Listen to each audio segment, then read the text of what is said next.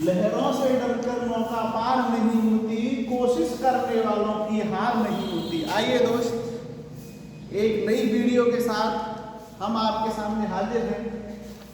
अभी देखिए UP triple SC का एग्जाम आने वाला है 15 और 16 तारीख में आपका। तो उसके लिए सबसे बेस्ट ट्रिक हम लेके आए हैं कि परेशान रहते हैं कि परीक्षा पास कैसे हो। सभी अभ्यर्थी परेशान रहते हैं कि परीक्षा पास कैसे हो।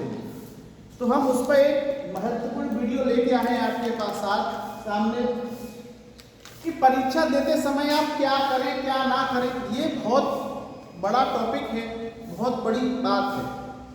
और जो प्रश्न नहीं आ रहे हैं उनमें हम तुक्का कैसे लगाएं, ये सबसे बड़ी बात है कि जो प्रश्न हमारे समझ में नहीं आ रहे हैं हम उनमें तुक्का कैसे लगाएं, ये चीज़। तो आइए, तो ये कुछ मैंने मुख्य बिंदु लिखे हैं कि सबसे पहले 1 नंबर पर बिंदु है कि समय से परीक्षा केंद्र पर पहुंचे आप।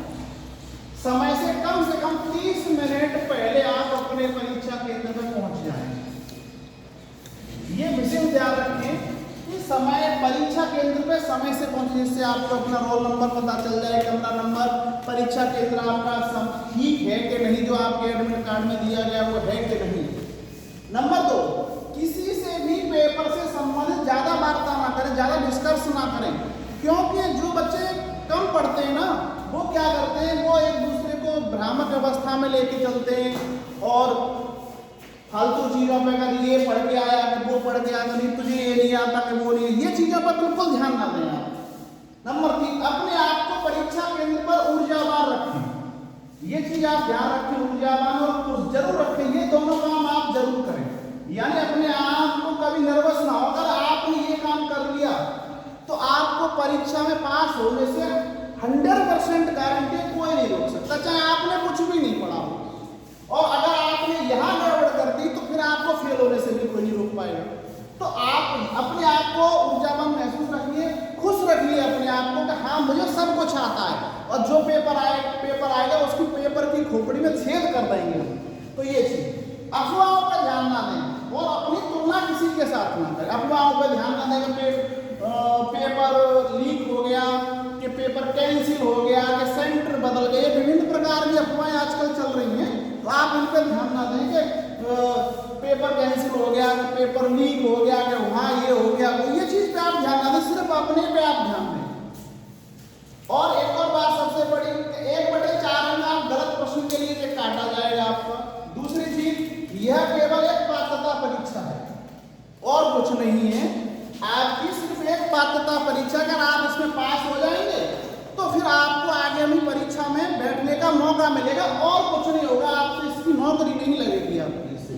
तो अब जो ट्रिक वाली बात थी, वो ट्रिक क्या है, मैं आपको वो ट्रिक समझाता हूं कि आपको परीक्षा में अगर प्रश्न नहीं आता है तो कैसे आपको तुक्का लगाना है, वो चीज समझिए आप। ये काम तो आपको करने ही करने हैं। प्रश्न है, पत्तियों द्वारा कायिक प्रवर्धन होता है। ये बहुत ही इंपॉर्टेंट प्रश्न है, कई परीक्षाओं में कई बार पूछा गया, ये विशेष ध्यान रखिए आप। तो क्योंकि आपके यहाँ भी है सामान्य तो उसमें भी आ सकता है प्रश्न। तो अब पत्तियों द्वारा कायिक प्रवर्धन होता है, अब हमें नहीं आता ये प्रश्न, तो हम इसे हल कैसे करेंगे, सबसे बड़ी बात। देखिए हम सभी ग्रामीण इलाका से हैं, तो आलू सब जानते हैं कि आलू क्या होता है। पहले ऑप्शन पकड़िए कि ऑप्शन कह क्या रहा है, तो ऑप्शन को पकड़िए। तो सबसे पहले आलू को पकड़िए, तो आलू में ये पत्ती है। अब पत्ती से आलू में तो प्रवर्धन होता नहीं, क्योंकि आलू जमीन में बोया जाता है, तो इसका मतलब बीज से होता है, इसमें तो प्रवर्धन पत्ती से नहीं बीज से होता है। तो इसका मतलब ये आंसर नहीं होना चाहिए इसमें हमारे हिसाब से। तो इसको आप काट लीजिए, ऑप्शन को बिल्कुल काट लीजिए ऑप्शन को। अब आपके पास बचे 3 ऑप्शन। चलिए, अब पुदीना आप सब जानते हैं, ये पुदीना, ये एनसीईआरटी का प्रश्न है, मैंने अपनी तरफ से नहीं बनाया आपके लिए, ये एनसीईआरटी की बुक का प्रश्न है और कई परीक्षाओं में भी आया है। अब पुदीने में जानते हैं कि पुदीना सभी को देखे कि सभी पत्ती से नहीं होता, पुदीना में किससे होता है, कायिक प्रवर्धन जड़ से होता है। तो इसका मतलब ये भी ऑप्शन नहीं होगा आपका। अब सभी तो कट गए फिर इसमें से, भाई अगर पुदीना कट गया, आलू कट गया, तो इसका मतलब ये ऑप्शन तो होगा ही नहीं। और इसका मतलब ये आपका सी ऑप्शन बचा, तो इसका मतलब इसी में होता होगा। अगर आपको आता है तो होता होगा,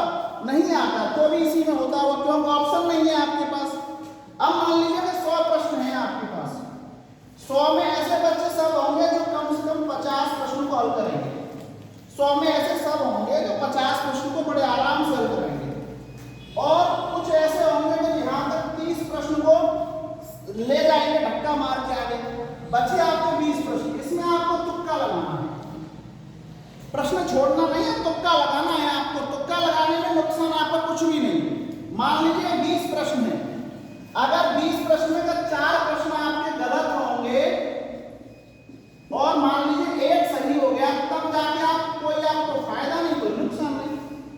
भाई 4 गलत हो गए और एक सही हो गया, आपका एक सही हो गया, तो आपको ना तो कोई यहाँ नुकसान हुआ ना फायदा हुआ। तो इसका मतलब इसमें कोई नुकसान फायदे की वाली बात है ही नहीं आपकी। अगर आप 20 प्रश्न में तुक्का लगाएंगे, 20 में तुक्का लगाएंगे, तो मैं गारंटी से कह सकता हूं कि 5 प्रश्न आपके सही हो जाएंगे, चाहे आपसे कुछ भी नहीं आए। तो अगर मान लीजिए इसमें 5 सही हो गए, तब तो यहाँ आपको ना कोई फायदा है, कोई ना नुकसान है। अगर इसमें भगवान की कृपा हो जाए, आपका लक अच्छा है, सारी व्यवस्थाएं बढ़िया है और हो गए इसमें 10 सही, तो फिर तो आपके नंबर 5 तो इसमें चले जाएंगे, 5 बढ़ जाएंगे। तो ये चीजें आप ध्यान में रखिए, तुक्का लगाइए, पहले ऑप्शन को जरूर पकड़िए। जो प्रश्न पहले, और पेपर हल करने का तरीका यही होता है कि जो प्रश्न आपसे आ रहे बन रहे हैं पहले उनको हल करिए, जो नहीं बन रहे उनको चक्कर में मत फंसिए, समय खराब मत करिए, क्योंकि समय वहां आपके पास लिमिटेड है, कीमती समय है, आपको समय को आप खराब मत करिए। अपने को जो भी प्रश्न आ रहे हैं पहले वो प्रश्न हल करिए और आगे बढ़ते जाइए। पेपर को पढ़ने में समय नष्ट ना करें, जो प्रश्न को तरीके से पढ़ो, एक बार में समझ में ना आए दोबारा पढ़ने की कोशिश करो, फिर ऑप्शन समझो उसके, तब जाके अपना आंसर टिक करिए उसमें। और आंसर शीट भी सही भरिए, गलत मत भरिए, गोला सही भरिए, जिससे आपकी आंसर शीट जो है प्रॉपर तरीके से चेक हो। और मेरी इसी अग्रिम शुभकामनाओं के साथ अगर वीडियो आपको अच्छी लगे तो वीडियो को लाइक करें, शेयर करें और अपने दोस्तों के साथ भी शेयर करें इस चीज को, और चैनल को सब्सक्राइब करें।